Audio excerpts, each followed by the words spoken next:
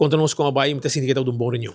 Senhor Olga van Dijk, bom conheci de Aruba, nós conhecemos também por de laço ideológico que nós comparti, pero de função aqui está uma pessoa que para nós é importante, pessoa é função importante, pero é importante também para conhecer Aruba, hobby bom. E Olga van Dijk, está vaste Kamercommissie voorzitter para Koninklijke Relaties. Ik denk dat onder de Tweede Kamer tahiba het debat e tahiba het diálogo com nosso parlamento também arriba com melhor nós podemos conteúdo na relação de reino e para botar uma pessoa, maneira senhor Olga van Dijk, bom amigo de nós, tem tanto interesse também para Aruba, pero outro isso também está dando nos sentido também de confiança que arriba é tema que para nós é importante, tem suficiente compreensão e suficiente motivo também para por abrir canal de conversação ora com os papéis de tema novo, maneira que nós estamos fazendo no momento aqui também arriba a ideia de fundo de inversão, que é conceito que nós bem desarrollar, que nós queremos importante, caminho que nós petição na Holanda para mira que fiança de COVID não estava fiança normal que botasse de uma situação normal. Aruba e outro Island estava de uma situação de emergência, mas que o mundo estava e não estava outro caminho tampouco para botar tipo fiança aqui para sobra com nossa parte reino. Instância internacional, banco internacional, fundo internacional para viajar, também nós, ora que nos acercam para financiar certa infraestrutura, também nós com nossa parte reino e nos promete caminho para bater na porta da den reino, ou também nós com nós temos uma entrada per capita muito alto, porque a porta na Hobibiata será internacionalmente, para sobre que nós temos reino, e nós damos na Holanda uma certa responsabilidade para que nós islam e COVID estava tema que nós não temos uma escorrência, nós mestera a fiança na aqui e para sobre que tem característica na aqui de algo hopi forçar no momento aí que nós tem outra avenida nós queremos que no mesmo word tratar de maneira fiança comum e corrente caminho que nós temos que pagar back simplesmente maneira que orbo fia para essa inversão ou para o pressuposto com o argumento aí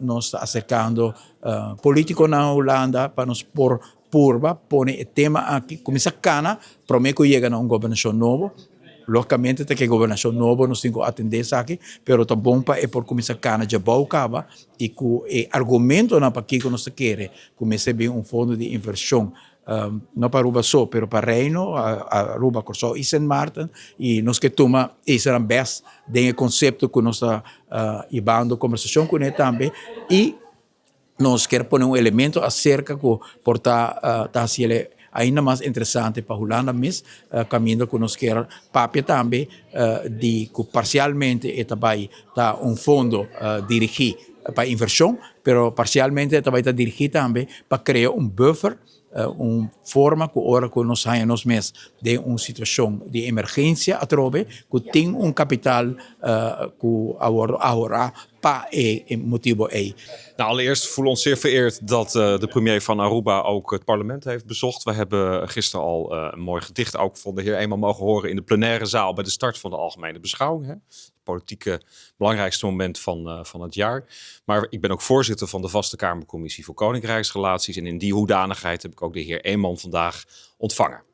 Hoe belangrijk zijn deze relaties?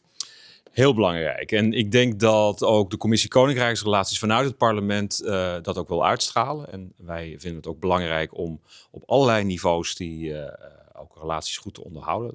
Dat geldt dus voor de premier, dat geldt ook voor de leden van de Staten.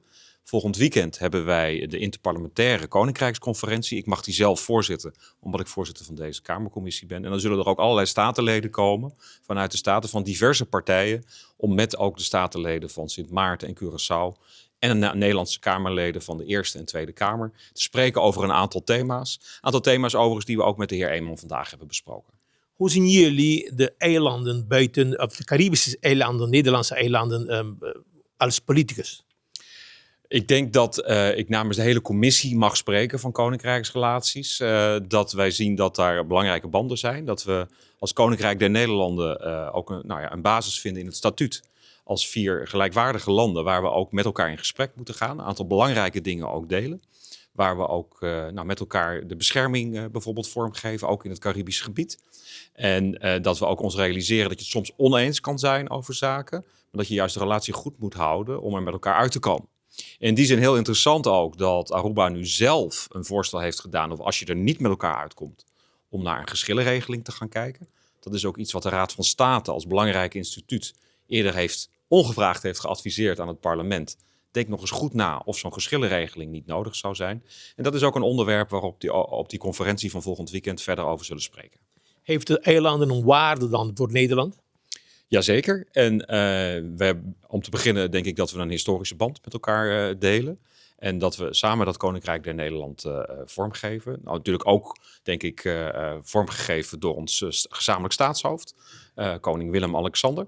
En ik denk ook in die zin dat we moeten zorgen dat we elkaar daarin ook kunnen versterken. Als je nu kijkt naar de geopolitieke ontwikkelingen in de wereld, er is echt iets aan de hand.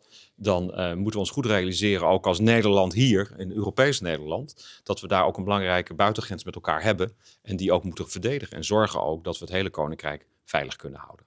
Heeft meneer Eeman zijn plannen gepresenteerd vandaag aan jullie? Hij heeft vooral natuurlijk aangegeven als nu de premier van Aruba, wat hij ook wil met Aruba de komende tijd. Een aantal voorstellen ook daarmee gepasseerd. Dat heeft hij ook vooral toegelicht in mijn rol als voorzitter. Ook meer de ontwikkelingen geduid. Wat is er aan de hand? En wat mij opviel is dat er heel veel dingen die eigenlijk in Europees Nederland spelen, ook op Aruba spelen. Als je het hebt over bestaanszekerheid van mensen, de koopkracht die achteruit is gegaan en die natuurlijk weer verbeterd moet worden. Als je het hebt over wonen, dat er voor iedereen een woning is. Maar ook dat er natuurlijk vraagstukken zijn rondom migratie. Hoe ga je daar nou op een goede manier mee om? En ook mooi om daar tot een uitwisseling te komen over hoe dat in Nederland speelt. Welke oplossingen hier aan de orde zijn. Maar ook hoe men daar op Aruba mee aan de slag wil gaan.